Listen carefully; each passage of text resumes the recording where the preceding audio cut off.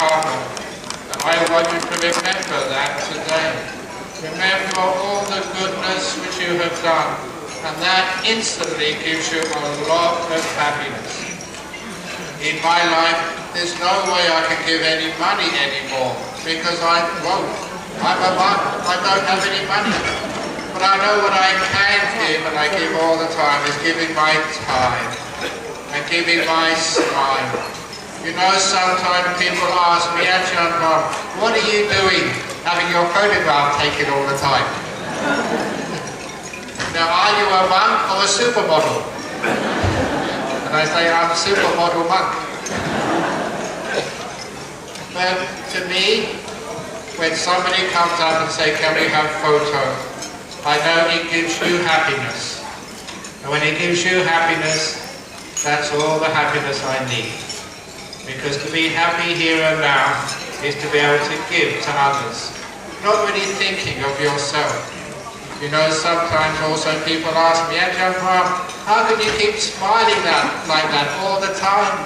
And it's one reason, it's practice. Every morning when I get up, when I go to the bathroom, I always do my 20 push-ups. You know how to do 20 push-ups in the morning? 1, 2, 4. That's 20 push-ups to exercise your smiling muscles. Because when you smile, you give other people happiness, and you get happiness for yourself. It releases endorphins in the bloodstream, which means you don't get sick, you live a long life, and you're beautiful. For those people who are still looking for a partner in life, remember the most attractive thing you could ever do to your face is learn how to smile more. And you can go to beauty parlour, that only makes you a little bit attractive. You go to Ajahn Brahm's talk and learn how to smile more, and that's better than beauty parlour. It gives happiness to you, it gives happiness to other people at the same time. But mostly the secret of happiness in life is learning how to give. I don't just mean like give donations. I mean forgiving the people who have hurt you. Please don't let what someone else has done to cause you unhappiness in this world. Each one of you has experienced being cheated, being disappointed, being lied to, and that person has hurt you. But as for me, I only allow them to hurt me once, and then I let it go, I forget it. I let it disappear into the past. Because I know every time I remember what that person did, I allow them to hurt me again. And when you can let it go, it means at least you don't have bad memories from the past to cause you unhappiness. Indeed, I've often compared the human mind to what we call photograph albums. Many of you may have photo album at home. I've been to many of your houses and seen some of those photos on the wall. I have seen photographs of your marriage. I've seen photographs of you graduating from university. I've seen photographs of you on holiday. I've only seen happy photographs on the wall of your house. I've never yet seen a photograph of your divorce. I've never seen a photograph of you doing exam at school. I've never seen a photograph of you going to work on a Monday morning stuck in the traffic in Kuala Lumpur. You only have happy photographs at home. Unfortunately, in the photographic album in here, you keep ugly photos. So please, just like the photographs in your home, on the wall or on the cabinet, they are happy photographs because they remind you of happy times with your children, your marriage, on holiday, or with your favorite monks. And they're happy photographs, which means they remind you of the good times. and you never keep an unhappy photograph at home. So please don't keep unhappy memories inside your brain. Those need to be let go of and to be replaced by all that happy moments you've had in your life. In my life I've had many happy moments, and sometimes those happy moments have caused me to have tears of joy. What do they call piti? And many of you, this is not the first time we've had a dinner fundraising for one of Ajahn Brahm's projects. I know before in Malaysia you helped out a lot raising funds for our retreat centre at Ajahn Brahm. And that means that many of you have actually gone there to meditate and gain some benefits of some of the deeper teachings of Buddhism. And that is because of you. But I know that probably more than anyone else, I worked so hard on that project. Worked so hard raising funds and building it. And I always like telling the story that I asked the builder when it will be finished. And they promised me it will be finished in January. In January they promised me it will be finished in February.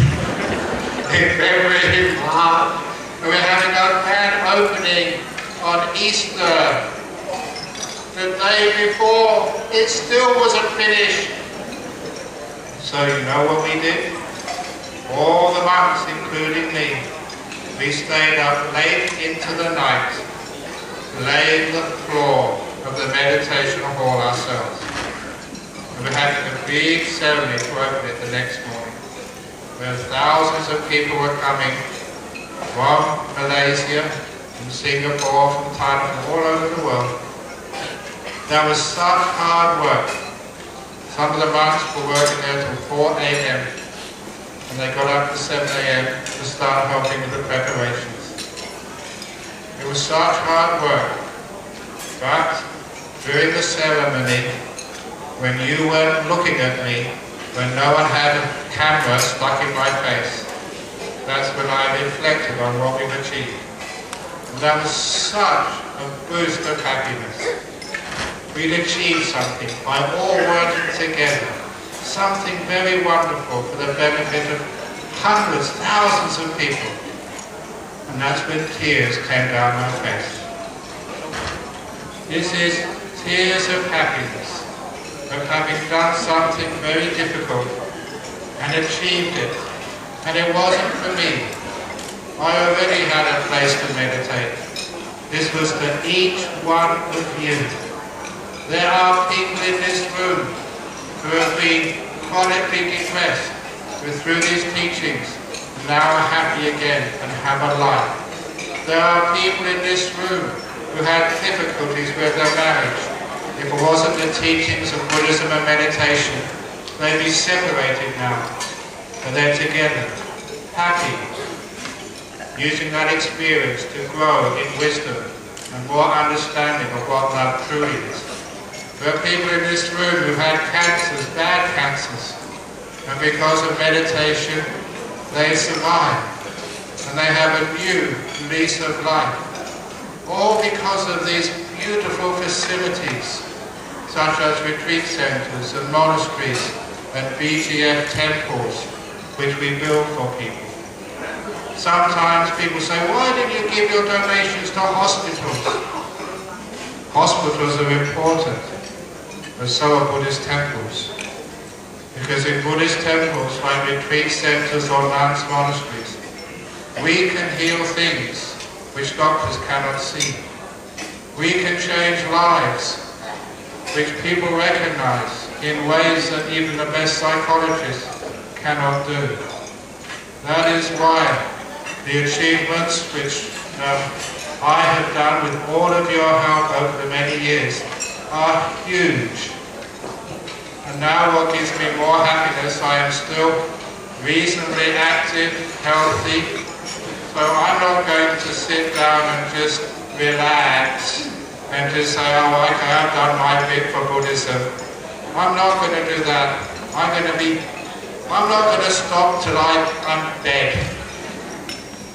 I went to see one of my friends, a very senior monk in Thailand, Ajahn Brahm. Some of you may know him. If you don't know him, he is that monk in my book, Opening the Door of Your Heart, who patted the king cobra on the head. If you don't know that story, I'm going to tell it to you. It was in the jungles of Thailand many years ago, when this monk Ajahn Brahm and several other monks were meditating in the forest. They usually had their eyes closed, but they all heard a jungle animal coming towards them. A big one, it makes a lot of noise. And when they opened their eyes, they saw it was this huge snake, a king cobra. In that part of Thailand, this is in the Isan, they used to call that snake, in the Isan language, the one-stepped snake. The reason they called it the one-stepped snake was because if it bit you, you only had one step left before you're dead. That's how venomous it was. And it was a huge snake. I've only seen such a king cobra once. And it must have been over 10 meters long. I'm not joking. Huge. Sometimes you see these things and think, my goodness, am I hallucinating? It was a huge snake. Now this was one of those types of snakes which came up to this monk. Came right up to him. Lifted up its head. Opened its hood. Right in front of the monk's nose. Now, what would you do if that was you sitting there in front of a king cobra? Don't ever thinking of running. Cobra can go much faster than you can. This monk, Ajahn Brahm, he lifted his hand and patted the king cobra on the head, saying in Thai, "Thank you for coming to visit me." Now, you may think that's a dangerous thing to do, but you know, it's so rare for a king cobra to get a pat on the head. Cobra loved it. Oh, give me more, give me more. Now that is that monk. You know what this monk told me when I went to visit him in July? I said, a lot of my disciples and friends, they are telling me I work too hard, I travel too much, I need to take it easy and relax. And you know what Ajahn Brahm told me? He said, no, Ajahn Brahm, you are not allowed to relax. If you relax, he said, you will die. Oh, so that means I'm going to keep coming to Malaysia. I don't know how people it is. And you know why he said that? It's because in life, you all need to have a purpose. To do something which is really good and meaningful. To have some higher goal, much more than just your own family, which motivates you and gives you reason and makes you alive and keeps you going. That is why if I give up, I understand, yes, I'll just meditate and fade away and disappear. This is why I will always be working hard for you and other people, and this time working hard for what I think is a wonderful cause, Bhikkhunis, nuns. I'm not exaggerating. I was sitting there watching the presentation of Dhammasara Nuns Monastery. And I know that 10 years ago that wasn't there. There was no nuns, no prospect of nuns, no monastery. But over those years, we made it happen. And some of those nuns over there, you may think, why are we raising funds in Malaysia for a nuns monastery in Australia? And I'll tell you why. It's not just Venerable Hasapanya from Ipoh. You may also see in there one of the older nuns, that is a sister of Bhikkhu Hai, Venerable Dhammasara. She's now a nun over there. There was another Malaysian nun, Venerable Pasada. I don't know what it is with all you Malaysians.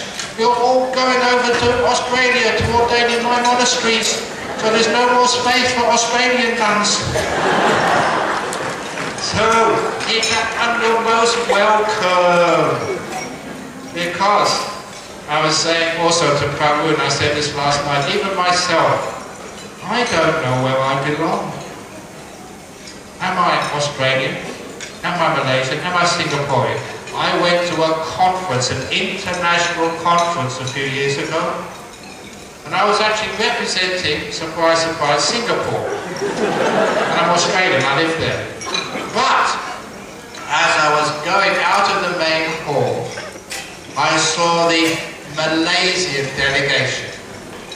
They were all lined up on the stairs of the convention hall with the big stars and stripes of Malaysia flag, a huge flag. And as I walked past, they said, Ajahn Brahm, come here. I said, I can't, this is official photograph for Malaysia. I'm representing Singapore. He said, no you're not, you're representing us.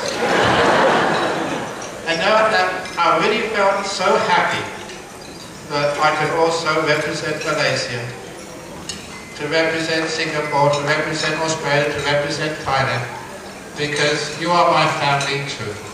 And sometimes I really wonder whenever, I'm not saying that, I'm just being, sometimes I get very confused. I don't know where I belong. You go to KLIA, I'm coming home. Then I go to Changi Airport, I'm coming home. Then I go even to England where I was born. Heathrow, I'm coming home. I go to Bangkok where I spent so many years, I'm coming home. I'm so confused. But lovely confused.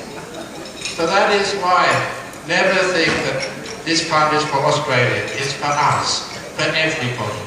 I come here, you go there, we intermarry, we intermingle, we live in a world where the boundaries are being separated, where we're trying to do something beautiful for this world. And 20 years ago there were no nuns, and it gives me so much happiness to see there were 11 nuns in Dhammasara Monastery now. That gives me happiness because I know I was instrumental in making that happen.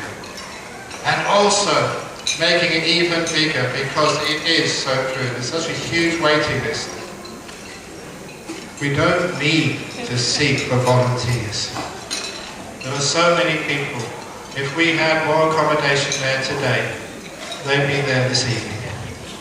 They're waiting and waiting. And this is something really beautiful, especially for women in Buddhism. As you all know, for so many years, you were second-class Buddhists. You had your monks, but many of you asked, where are the nuns? Where are the female monks? In the time of the Buddha, there were female monks, bhikkhunis, all over India and other parts of the world. This was our tradition. We lost it. And now, in this age in which you're all living, it's a historical time. The bhikkhunis are coming back. They're returning, like a lost part of Buddhism, coming back again for the happiness and benefit of our world. And they are inspiring. They are motivating. They are saying that Buddhism has no discrimination there, that everybody is welcome and accepted. When I said in my book, the door of my heart is open to everyone, it also means the door of Buddhism is open to everyone. And that achievement so far has given me so much happiness, as I hope is giving you happiness as well. That is the meaning of karma. doing something good, something wonderful, something inspiring, which will move you to so much happiness and joy. And so every one of you who are here today, you're part of this project. You're part of the historical restoration of the lost part of Buddhism, the Bhikkhuni Sangha. And in your lifetime, you're seeing it happen. And I hope that you won't just stay here, that each one of you will actually one day go to Perth and go and see and visit. And when you visit these places, you will know, I helped, I served, I contributed. And that will give you so much happiness. And even at the end of your life, which I hope will be many years in the future, you'll think back on what you've done, and this will be one of the things you'll be proud of. I did my part, my little bit, to restore women's place, rightful place, in the teachings of the Buddha. Wow. And I did my part too. Wow.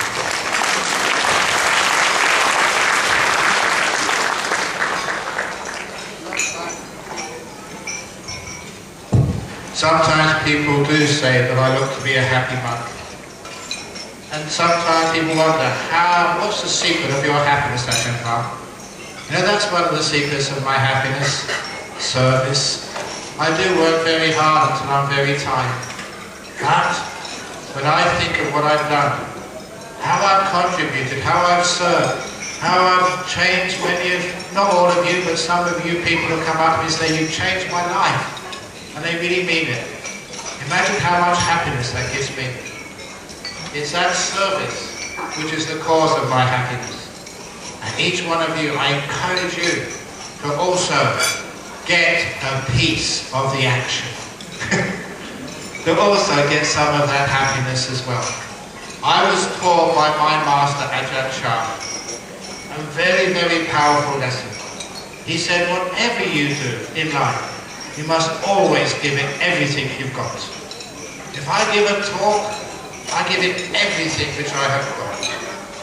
If I am meditating, I focus totally on my meditation, forgetting everything else.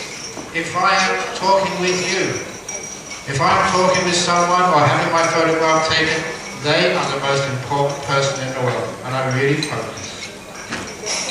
And that to me was one of the other great secrets of life. Whatever you do in life, if you go out to a party with your boyfriend, give it everything you've got. If you play soccer, give it everything you've got. If you're working, give work everything you've got. When you go home, give rest everything you've got. That is one of the great secrets of success and happiness. Whatever you do, give it everything you've got. So when you see that envelope on the table, remember, give it everything you've got.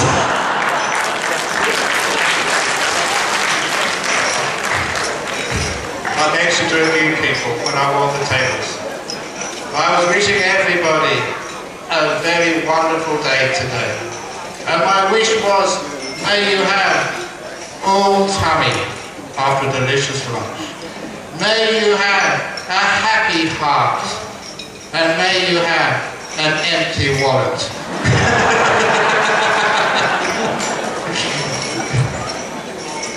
You can't take it with you. However, I don't know if you've heard of the lawyer in the Klang Valley. He figured out a way to take it with him. He was almost dead, he was dying. The doctors say there was no possibility of recovery. So in his deathbed at home, he told his wife, darling, take those 2 big suitcases in the wardrobe, take them to my bank and get the bank to fill all of those suitcases with cash, not in ringgit, 100 euro notes. He had plenty of money. And he said, then bring them home and put them in the attic right above my bedroom. Because my plan is this. When I die, on my way up to heaven, I'll grab the suitcases and take them with me.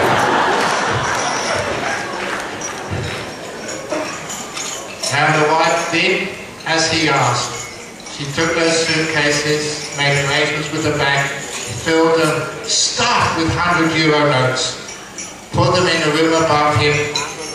A couple of days later, he died. The day after he died, she went into the attic to check the suitcases. They were still there. And she said, stupid husband. He should have put the suitcases in the room underneath his bed, because I know which way he was going.